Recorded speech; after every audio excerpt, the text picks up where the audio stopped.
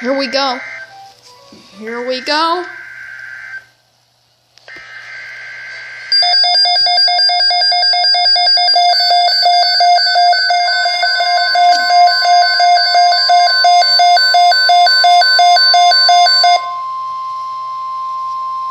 I knew they were gonna go off.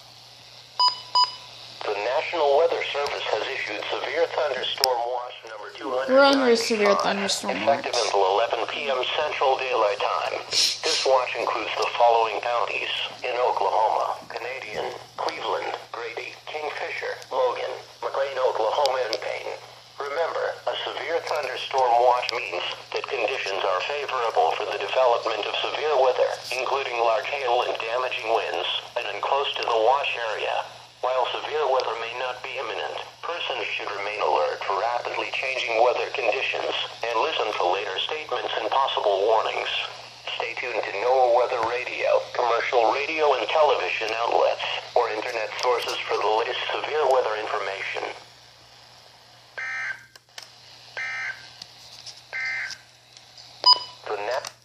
I got a good capture of the severe thunderstorm watch.